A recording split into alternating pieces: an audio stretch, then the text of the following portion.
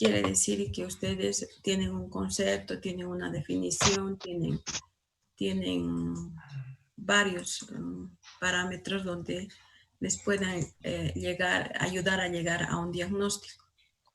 De manera que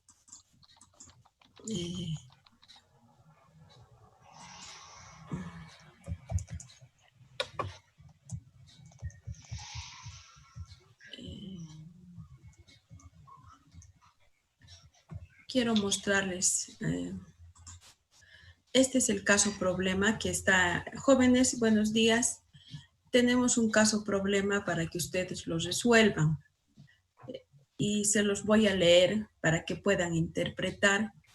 Ya podíamos habernos entendido, pero lamentablemente por la coyuntura de salud hemos variado, pero nos obliga a volver a lo que éramos. Carlos es un niño de 8 meses con un peso de 7,500, una talla de 66 centímetros. Tiene antecedentes de deposiciones primero líquidas, amarillentas, más o menos de 8 veces día, acompañado de fiebre, vómitos, decaimiento general, a momentos combinados con irritabilidad, pérdida de apetito desde hace una semana y solo recibió leche adaptada al 15%, 5 onzas, 4 biberones al día. Hasta aquí tenemos un niño que tiene estas características antropométricas y ustedes, ¿qué tienen que hacer? Tienen que sacar un diagnóstico nutricional. Luego, esta parte nos dice que tiene diarrea. Entonces, la diarrea ustedes la tienen que interpretar, si es una diarrea líquida, si es una diarrea disentérica, si es bacteriana, si es viral, si es parasitaria. Y se acompaña de síntomas. La fiebre es un síntoma y es un signo.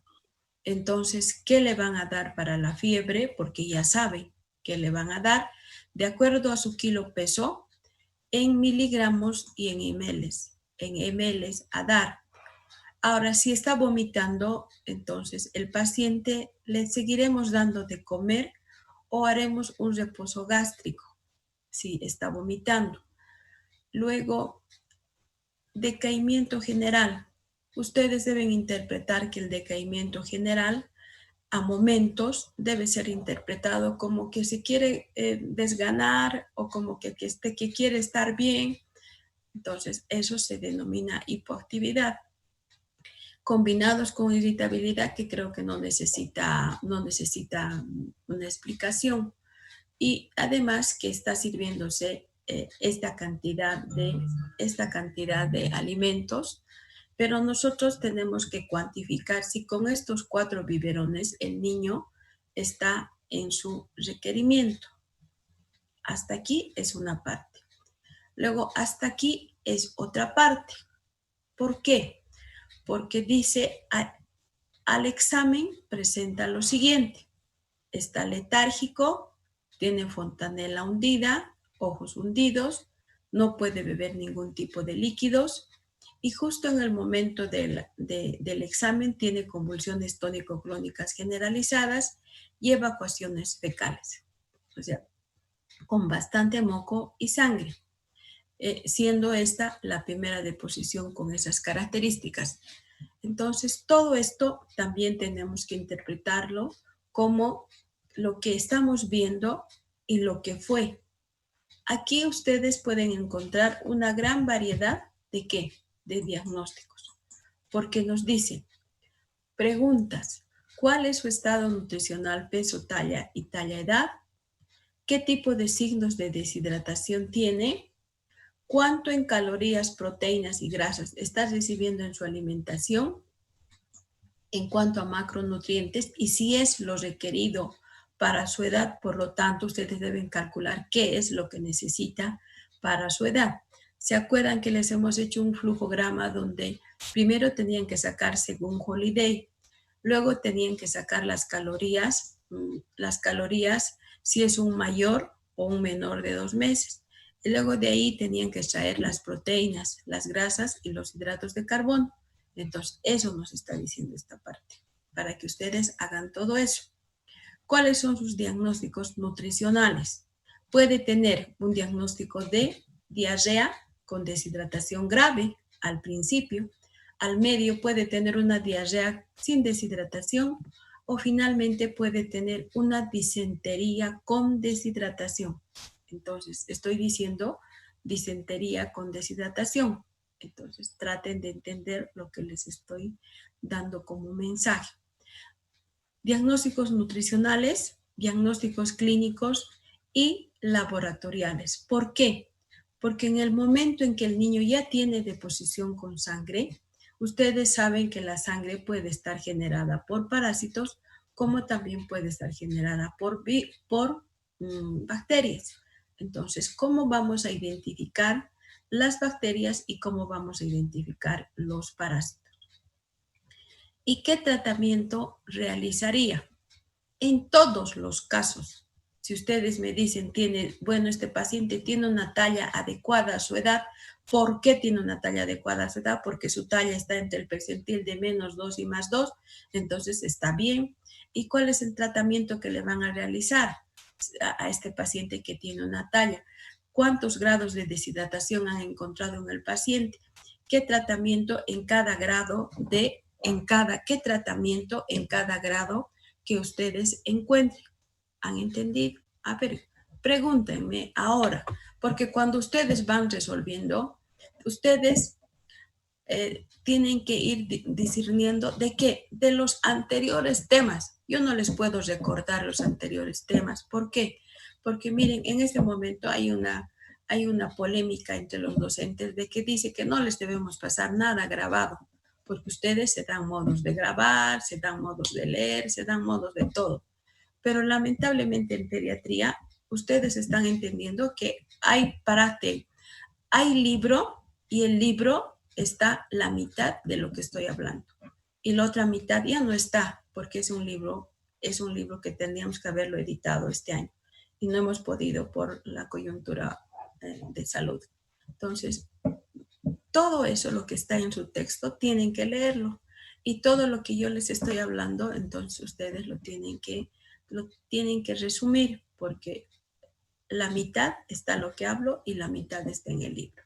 Entonces, evidentemente, todo no les puedo dar. O sea, no puedo, porque significaría más horas. Entonces, un poquito agilícense y vean que tienen que resolver tal cual. Resolución de caso-problema ya no necesita examen. ¿Por qué? Porque cada alumno tiene que hablar lo que está resolviendo. Entonces, vamos a hacerlo por subgrupos el día de mañana. ¿Alguna pregunta, jóvenes? Si tienen. Estén donde estén, tienen que encontrarse por vía Zoom, vía WhatsApp y obtener todo lo que estamos queriendo resolver en el caso problema. Si tienen alguna pregunta, jóvenes. Doctora, buenos días. Buen día, joven. Va a ser como la misma modalidad que hacíamos en clases, ¿verdad? Vamos a tener el mismo trabajo, un grupo, y puede usted llamar, digamos, a mi persona o a otra persona del grupo y va a defender personal o por el grupo, doctora. Va a defender por el grupo. Ya, doctora. Por el grupo. Otra pregunta, jóvenes. Nada, ya. Entonces no me van a estar preguntando. En el camino me preguntan, doctora, me mandan sus trabajos de que línea por línea revise. Entonces, ¿qué voy a revisar al final? Nada más. No hay pregunta. Doctora, ¿para cuándo dijo que iba a subir? Ya está en la plataforma. ¿Y hasta cuándo tenemos para hacer, doctora? Mañana. Está bien, Para doctora. mañana. ¿Ya? Para mañana. Doctora, una preguntita. Y sobre el libro, ¿ya estaban atendiendo a la administración en la facultad? Los libros están a la venta en administración. Cualquiera de ustedes que quieran comprar debe ir a administración, buscarle a Fabricio y él les va a vender. Ya, vamos a continuar. Hemos hablado ayer de las diarreas infecciosas. Ahora nos toca hablar de las diarreas no infecciosas. Si ustedes se están dando cuenta, tenemos una diferente nomenclatura en pediatría con respecto a las gastroenteritis, que al final terminan con un signo clínico que es la diarrea. También podemos encontrar que en el paciente que tiene diarrea, estas pueden ser por agentes no bacterianos, no parasitarios o no virales. ¿Cuáles serán? Aquellos que dicen que son por deficiencia de algún elemento químico o enzimático que va a faltar en el tubo digestivo. Como por ejemplo tenemos las intolerancias a los hidratos de carbono, intolerancia a las proteínas, intolerancia a los fármacos. 3 tipos de diarrea que se observa en pediatría. Uno, hablamos de la intolerancia a los hidratos de carbono. La intolerancia a los hidratos de carbono es la más frecuente de encontrar en el periodo pediátrico, especialmente en los primeros meses de vida. ¿Por qué se puede observar esta intolerancia a los hidratos de carbono en este periodo de la vida del niño? Debido a que el niño, su alimentación se basa fundamentalmente en la lactancia materna y excepcionalmente en la fórmula artificial. Y la lactancia materna que tiene hidratos de carbono y tiene azúcares. Y dentro de estos azúcares, ¿cuál es el más importante? La lactosa. La lactosa también tiene estos otros, pero nosotros nos vamos a enfocar en la lactosa. La lactosa es una enzima, es un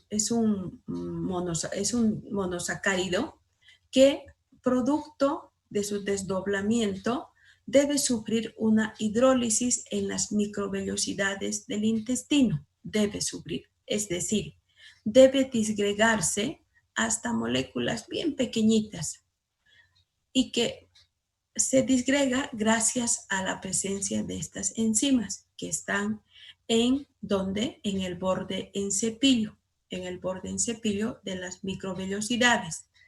Pero por alguna circunstancia el niño no tiene esta enzima que es la lactasa que va a desdoblar a la lactosa. No tiene, o sea, a esta lactosa tiene que volverlo en micromoléculas más pequeñas para poder ser absorbidas.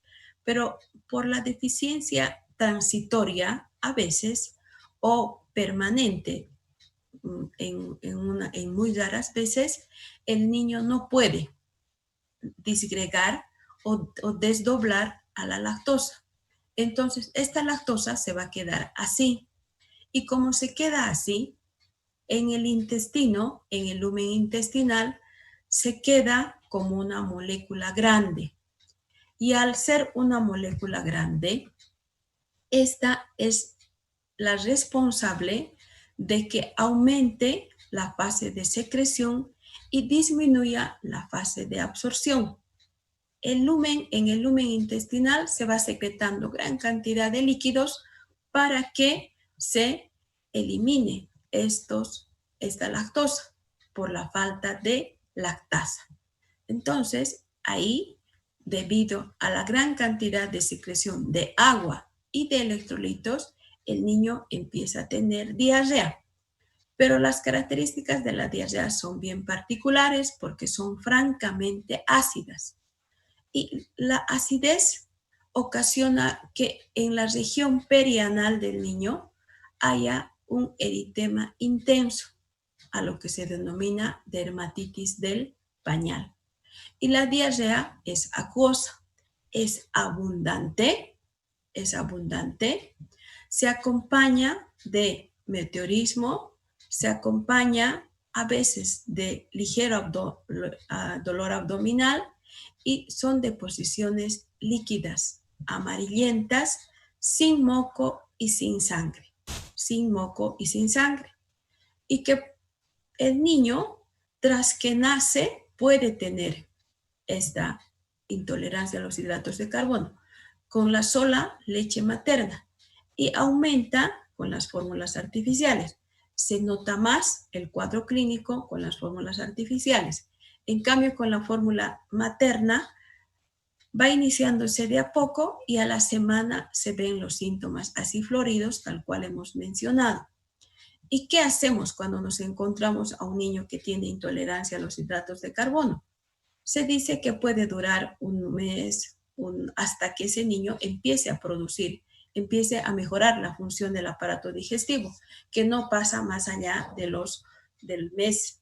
Y si pasa, ya vamos a saber que es una intolerancia de tipo transitorio, no transitoria, sino permanente. Tal vez hasta ahora lo vemos porque hay pacientes, hay personas adultas que toman leche y les da diarrea. Toman leche, se hincha la barriga, toman leche, están distendidos. Entonces es por eso, porque no tienen la suficiente cantidad de lactasa como para desdoblar y para mejorar la absorción. Entonces más bien nos ocasiona problemas esta intolerancia a este tipo de nutrientes. Entonces lo que tenemos que hacer es pedir una prueba laboratorial. Y fácilmente se identifica porque empieza en el periodo del recién nacido. Empieza con un signo clínico que es muy visible. ¿Cuál? La dermatitis en la zona del pañal. Entonces, vamos a identificar y la mamá dice, le cambio, pero igual está rojo. Entonces, si le cambia e igual está rojo es porque ese niño tiene unas deposiciones sumamente ácidas y el abdomen está distendido, le cuesta eliminar gases o más bien todo lo contrario, elimina muy frecuentemente, a veces con dolor. Entonces, son intolerancias a los hidratos de carbono. Y ante la circunstancia de este problema, entonces tenemos que pedir una prueba laboratorial que se denomina azúcares reductores para saber si ese niño no está absorbiendo los hidratos de carbono y están quedando en la materia fecal y por eso que tiene ese niño diarrea. ¿Cómo vamos a tratar? Entonces vamos a pedir prueba de azúcares reductores para si sale positivo quiere decir que tiene intolerancia a la lactosa, pero si no es un niño que tiene otro tipo de problemas. ¿Cómo vamos a tratar? Primero, deberíamos suspender la leche materna porque es ahí donde se ha iniciado el problema, pero en la actualidad no se suspende la leche materna, solo se diluye la leche materna añadiendo o dando una fórmula artificial, dando una fórmula artificial libre de lactosa.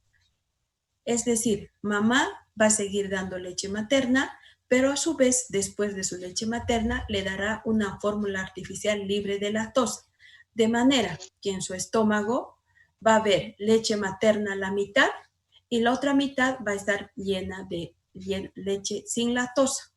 Entonces, la lactosa que tiene la leche materna se va a diluir, o sea, ya no va a parecer harto, va a entrar en menos y con mayor cantidad de agua, entonces se va a poder eliminar y va a mejorar las fases de absorción y de secreción. Entonces, normalmente se puede dar durante un mes para que al cabo de un mes volver a hacer la prueba de azúcares reductores y vamos a ver que supuestamente tendría que haber resuelto el problema. Pero a veces no sucede así, sino sucede que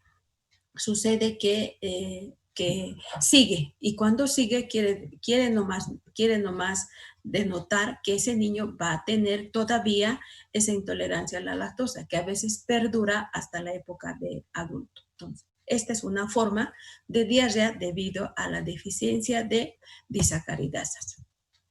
Luego tenemos el otro tipo de intolerancia a las proteínas ya también. Vean ustedes que las unas producen diarrea y las otras también. Pero en este caso, las proteínas ¿de qué? Proteínas de la leche de vaca. Las proteínas de la leche de vaca son altamente alergénicas, las proteínas de la leche de vaca.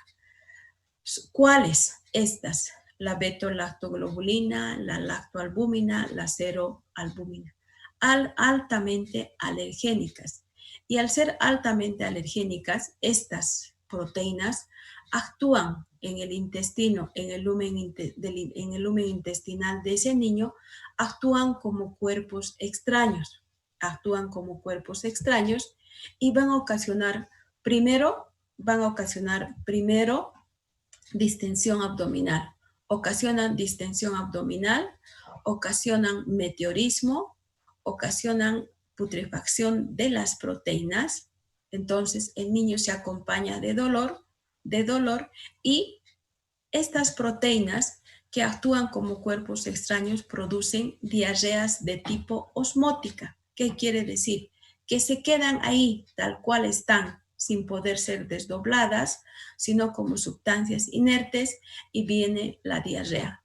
Entonces, sabemos que las diarreas son mecanismos de defensa y el organismo trata de defender al eliminar lo que está en su lumen intestinal. Entonces, viene la diarrea. Diarrea que va a ser, se va a acompañar de cólico. Se acompaña de cólico intenso las intolerancias a las proteínas, especialmente con la leche de vaca. Más aún cuando el paciente tiene ¿qué? Más aún cuando el paciente tiene problemas de hipersensibilidad. Se nota más frecuentemente. Otro tipo de diarrea que es no infecciosa tenemos por fármacos. ¿Cuáles son estas diarreas por fármacos? Estas diarreas por fármacos, la gran mayoría de los niños que ingieren jarabes. ¿Y los jarabes qué tienen? Tienen edulcorantes. Y los edulcorantes tienen como base un hidrato de carbono que es la sacarosa. Y la sacarosa primero va a destruir o alterar la flora normal que tiene el intestino, o produce una disbacteriosis, o va a producir una sobreinfección. Y la cantidad excesiva de estos jarabes que contienen edulcorantes va a producir lo mismo que la intolerancia a las proteínas. Son cuerpos inertes. Entonces, un niño que tiene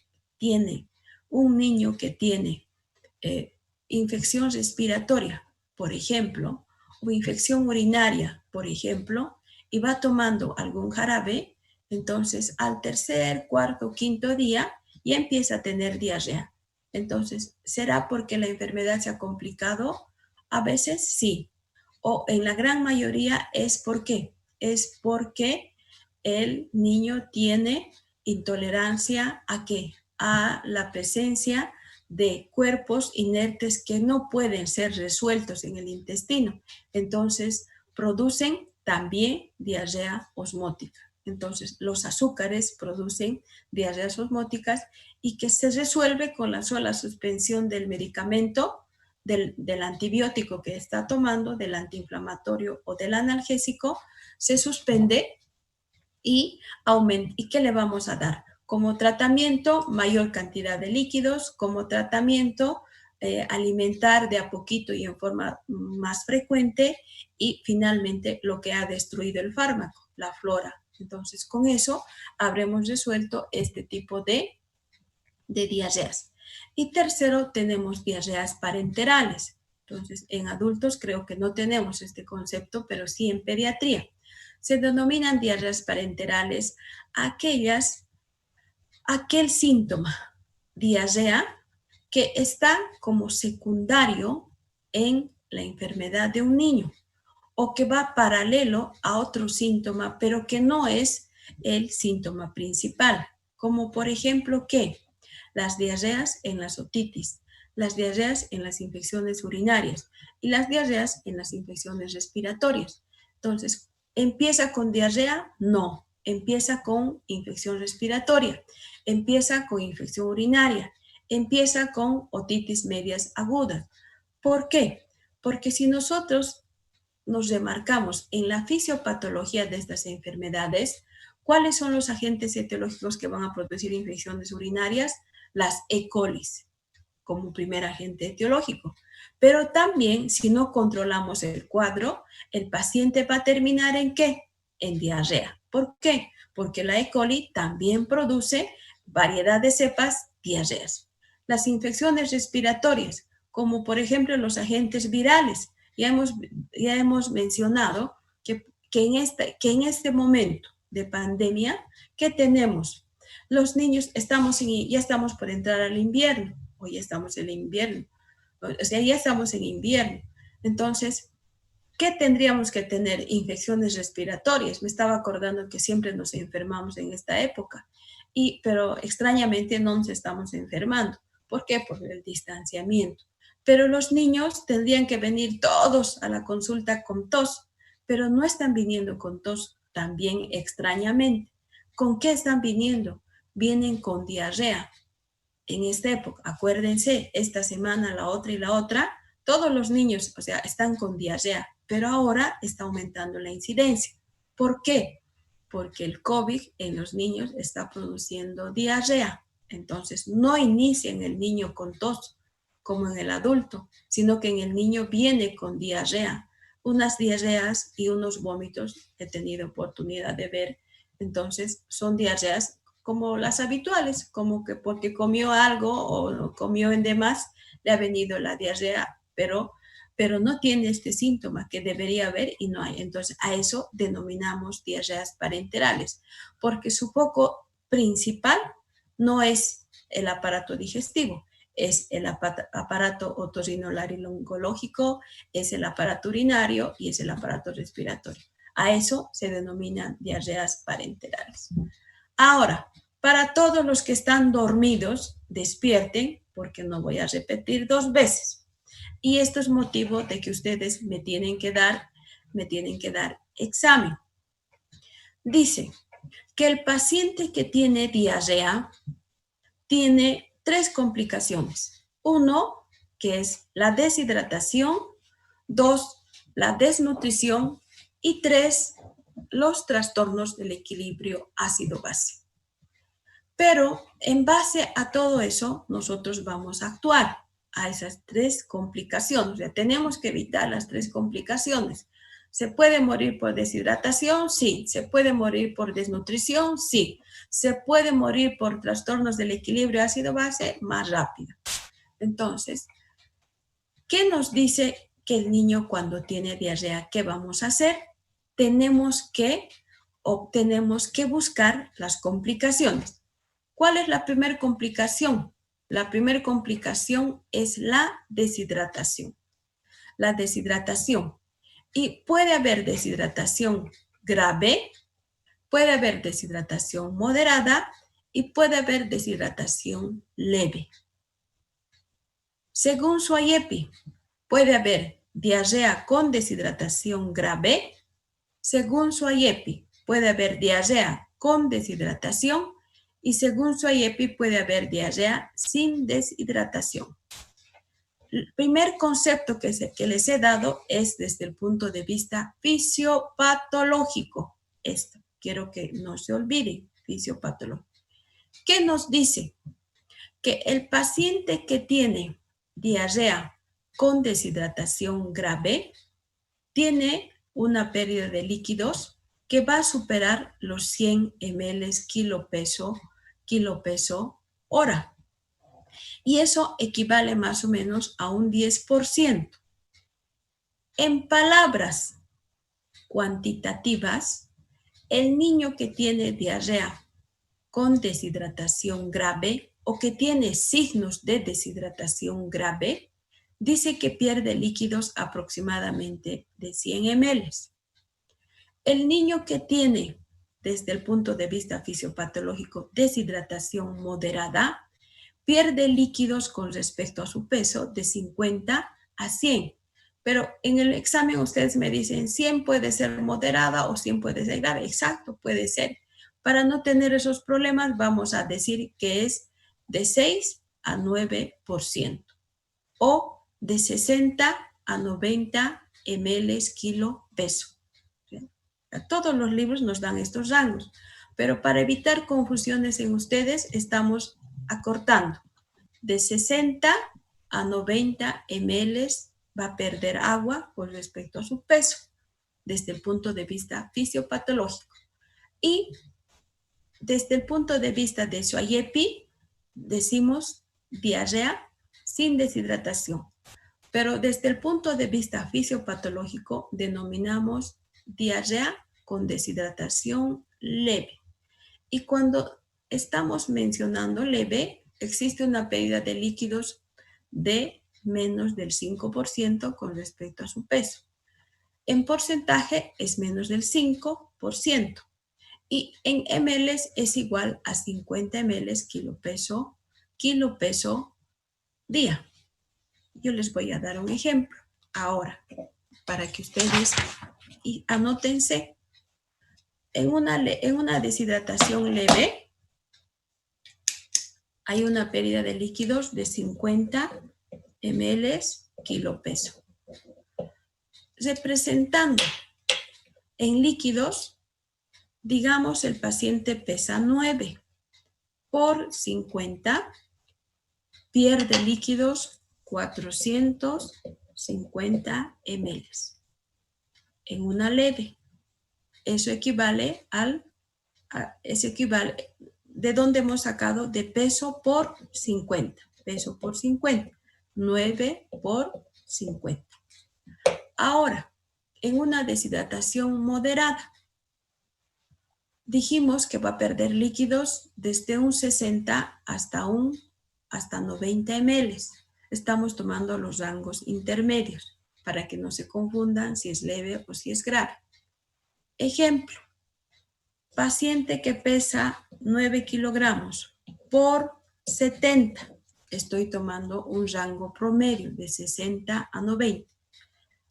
Voy a hacer 9 por 60 igual 540 ml.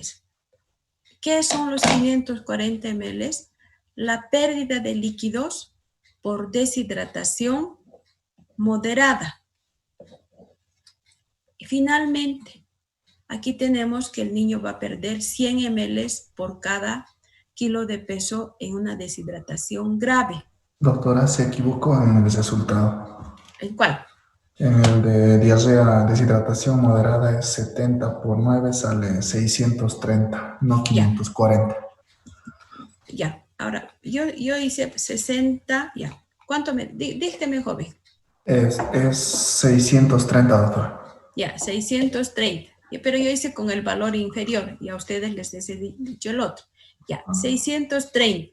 Pero podemos utilizar, aquí jóvenes, podemos utilizar 60, 70, 80, hasta 90. Cualquiera de los valores pueden utilizar. Puede haber un rango promedio, pero para que no conflictuemos, digamos, 50 también puede ser leve, 100 puede ser esto. Entonces, estoy tomando rangos intermedios.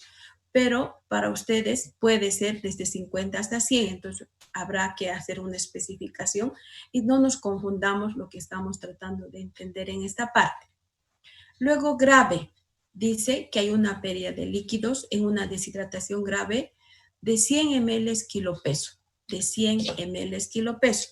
El paciente pesa 9 por 100, son 900 ml. 900 ml por deshidratación grave.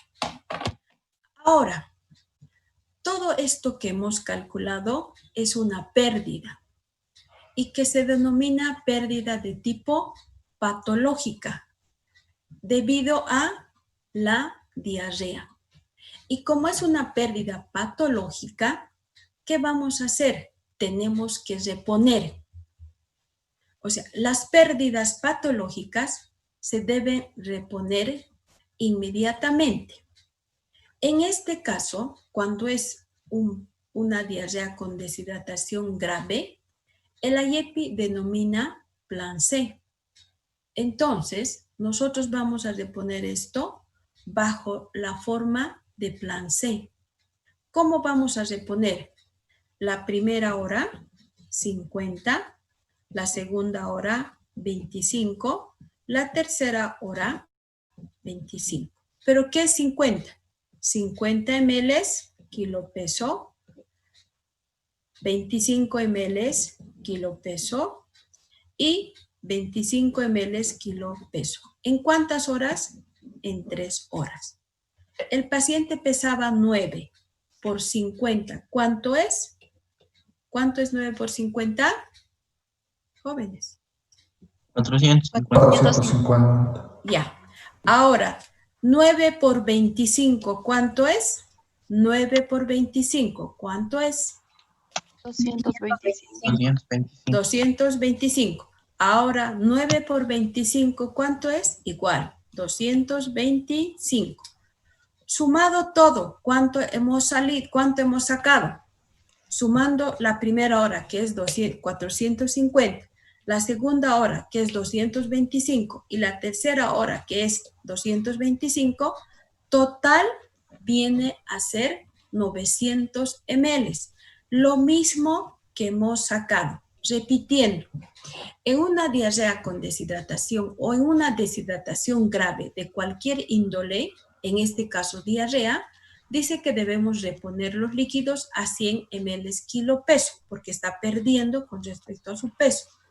Y multiplicado nos dice que debemos reponer 900 ml. Pero, ¿cómo vamos a reponer los 900 ml? Vamos a reponer mediante esta fórmula que es el plan C. El plan C, ¿qué nos dice? Nos dice que hagamos la reposición de volemia. Cuando el niño tiene estas características, el fundamento es reponer la volemia. No es dar líquidos, es reponer la volemia. Y la reposición de la volemia la vamos a hacer en 3 horas. Si es un niño que tiene un peso adecuado a su edad, quiere decir que tiene buen peso. Pero si sería desnutrido, el plan C no lo vamos a hacer así. Vamos a mezclar con solución salina y solución glucosada a 15 ml hora, kilo peso hora. En cambio, en un niño normal vamos a hacer el plan C así. La primera hora a 50 ml kilo peso, la segunda hora a 25 ml kilo peso y la tercera a 25 ml kilo peso. Lo mismo, pero repartido en 3 horas. En 3 horas y evaluando cada hora la mejoría de los signos y de los síntomas. ¿Cuáles van a ser los síntomas y los signos? Letárgico, inconsciente, ojos muy hundidos, mucosas, lágrimas ausentes, mucosas muy secas, el signo del que no puede beber o bebe muy mal o es incapaz de beber, el signo de pliegue que vuelve muy lentamente y signos de deshidratación grave. El fundamento es reposición de volemia. Y después de que hayamos hecho el plan C, ¿qué vamos a realizar? Vamos a realizar la evaluación del paciente y los signos que han quedado. Puede haber empeorado, sí, quedarse igualito, porque seguramente no hemos hecho algo bien o el paciente nos ha ganado con la enfermedad porque ya vienen en fases finales. O caso contrario, pasar al plan B. Entonces, al plan B podemos pasar en 2 modalidades, porque es un paciente que está hospitalizado, que está en una terapia, si tiene un plan C. Entonces, puede pasar al plan B. Y en el plan B, 2 formas. Continuar con la vía y darle todos sus líquidos de acuerdo a los signos que han quedado. Entonces, cuando pasa a plan B, se supone que está hospitalizado. Entonces, veremos qué signos de deshidratación todavía han quedado. ¿Qué signos pueden haber? Irritabilidad, ojos hundidos, mucosas secas, lágrimas ausentes, puede el paciente beber con avidez, el signo del pliegue que se retrae en 2 segundos, signos que nos orientan, típicos, no pueden mezclarse los que están en estos recuadros, en estas filas. Entonces, vamos a ver si tiene 2 signos, entonces, nuestro plan de este paciente que pasó de grave a moderado va a seguir siendo siempre la vía endovenosa. Y lo que falta por signos de deshidratación le vamos a pasar por vía endovenosa. ¿Cuánto dijimos que puede este niño de 9 kilogramos perder? 630, que Javier me ha corregido. ¿Qué son los 630? Son los signos, la pérdida de líquidos por deshidratación. Dice, suficiente 2 signos para hidratar al paciente. El plan B tiene como fundamento el de hidratar y el de mantener sus líquidos. Hidrata y mantiene. Repone volemia. Entonces, si tenemos que hidratar, todavía falta hidratar, ¿qué vamos a hacer? Y también mantener sus líquidos. Este niño que pesa 9 kilogramos, según Holiday, Javier, ¿cuánto de líquidos le corresponde? Javier, ¿cuánto?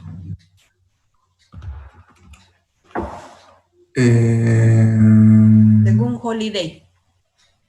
La mitad. Según Holiday, pesa 9 kilogramos.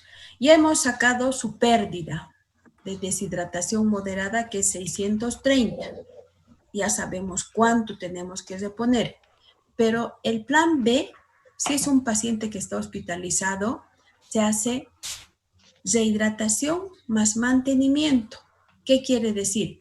Lo que está perdiendo tenemos que darle y a su vez tenemos que también sumar su requerimiento basal. Según Holiday, este niño que pesa 9 kilogramos, ¿cuánto de líquido le corresponde? 900, doctora. Sí, muy bien. Ahora sume 900 más 630. 900 más 630. 1530. Ya. ¿Qué es 1530? Los 900 es su requerimiento basal y los 630 es la pérdida de líquidos por deshidratación moderada. Todo eso sumamos. En total sale 1530, ¿no? 1500 que ustedes lo deben distribuir ¿en qué? En 24 horas. No hay un suero que contenga 1500. Entonces pueden dividir el plan 1500, pueden dividir 1530, dividir entre 8, entre 3. Entonces cada 8 horas tienen que darle 530 o cada 6 horas pueden darle 530 para que vayamos mejorando los signos de deshidratación. Cuando un paciente pasa de plan C a plan B, ustedes deben sumar a su requerimiento, basal. No se olvide, tienen que sumar. Pero si el paciente solamente está irritable, tiene ojos hundidos, bebe con avidez y tiene un pliegue que vuelve en 2 segundos, ha empezado así, o sea, es una deshidratación moderada, sigue siendo una deshidratación moderada. Entonces, ¿qué hacemos? Hacemos plan B. Plan B. Cuando empieza con estos signos, entonces hacemos plan B. Y el plan B se puede hacer en el domicilio. ¿Cómo vamos a realizar el plan B? Hacemos con sales de rehidratación oral, que aquí está su composición. Fíjense, aquí está su composición. Cloruro de sodio, 3.5 gramos decilitro. Cloruro de potasio, 1.5. Bicarbonato, 2.5. Si ustedes se fijan, esta parte, ¿qué es el sodio? ¿Qué tipo de electrolito es? ¿Es catión o anión? ¿Qué es? Catión. Ya. 3.5. De carga positiva. ¿El potasio qué es? ¿Catión o anión? ¿Jóvenes? Catión. Catión.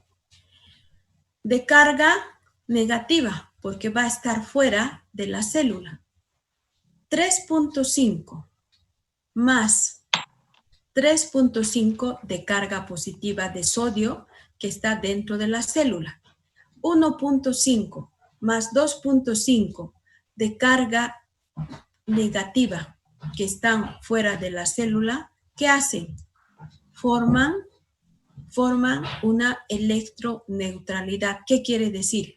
Que estos forman carga positiva, estos forman carga negativa y este es el que va a mantener la electroneutralidad de estos dos. Esa es la composición de la sal de rehidratación. Pero más 1 litro de agua hervida fría se convierte en una solución isoosmolar. ¿Qué quiere decir? Que es de igual composición que el plasma, igual composición del plasma.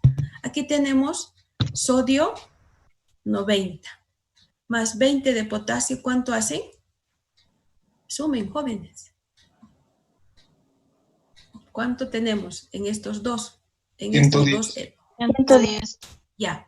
Ahora aquí, estos dos vienen a ser los electrolitos de carga positiva y estos vienen a ser los electrolitos de carga negativa. Sumen 80 más 20, 100 más bicarbonato 130.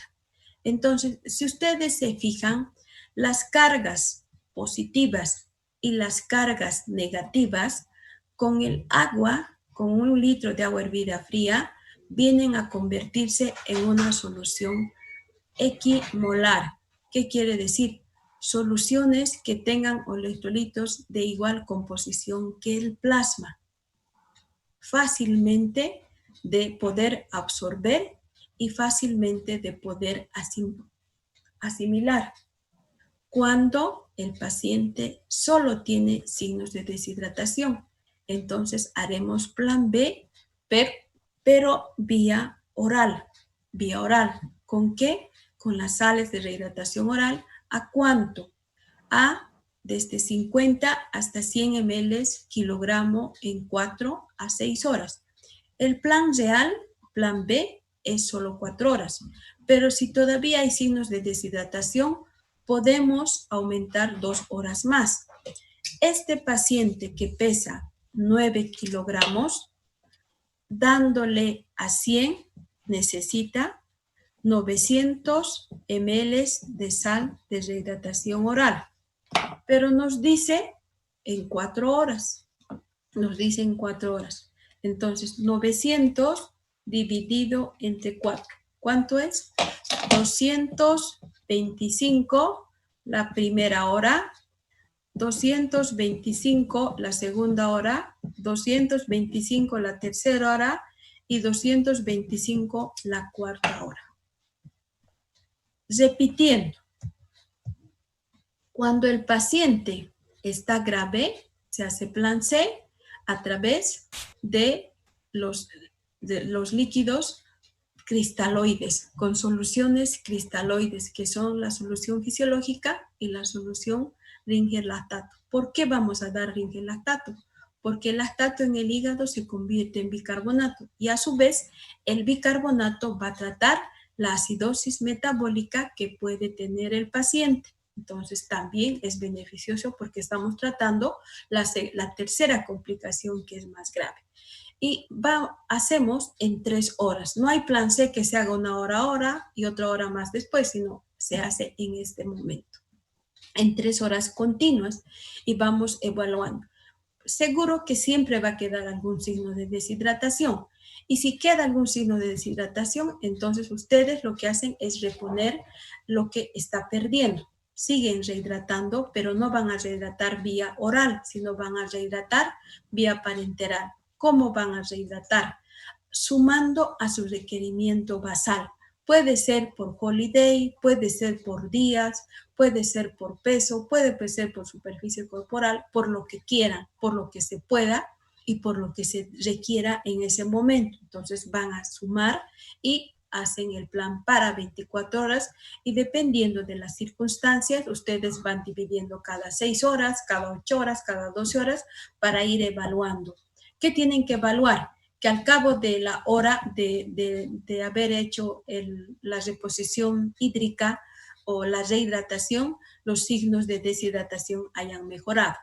Pero si el paciente solamente tiene irritabilidad, está con algo de ojos hundidos, bebe con avidez y tiene el signo del pliegue que vuelve lentamente, entonces hacen el plan B. ¿En qué consiste el plan B? En dar las sales de rehidratación oral, que son soluciones equimolares, quiere decir que tienen igual carga de cationes y de aniones, tiene igual aniones, o sea, son igualitas, se vuelven, o sea, varía un poquito porque depende de la marca, el bicarbonato puede estar en 20, puede estar en 25 o hasta en 30, pero que está dentro de lo que es la osmolaridad de 280 más menos 20 miliosmoles litro. Entonces, son soluciones que permiten que se puedan absorber. Esta es la real, la que debemos utilizar. ¿Por qué?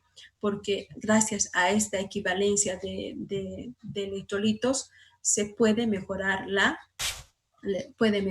deshidratación que tiene el paciente. Luego, podemos encontrarnos que cuando el paciente ya hemos hecho, por ejemplo, vía parenteral el plan B o hemos hecho vía oral el plan B, sigue habiendo algunos signos. ¿Qué puede ser? Que debamos repetir, entonces hacemos 2 horas más de plan 2 horas más de plan B. O sea, 2 podemos aumentar. Pero se supone que todo lo que hacemos siempre tiene que ir en mejora. Entonces el paciente va a pasar a plan A. En el plan A, ¿qué consiste? Que el niño va a perder líquidos de 50 ml kilogramo peso. Va a perder líquidos. ¿Y cómo va a estar al examen? El paciente va a estar condición alerta, dice. Va a estar bien. ¿Qué quiere decir? Que va a estar reactivo a estímulos. Los ojos están normotensos. Hay lágrimas. Las mucosas están húmedas. No tiene sed, bebe con normalidad. Tiene el pliegue que vuelve a la normalidad. Entonces, no hay signos visibles. Pero por la sola presencia de diarrea está perdiendo líquidos. Entonces tenemos que reponer a esto. Y cuando tenemos que reponer a esto, por ejemplo, el paciente pesa 9 por 50 es 450. Los 450, ¿cómo vamos a dar? Como plan A. ¿En qué consiste en plan A? En dar todos los líquidos posibles para evitar la deshidratación.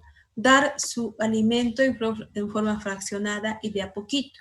Y enseñarle a la mamá a reconocer los signos de gravedad, que son el estado conciencial, los ojos, el signo del pliegue y el signo de la sed.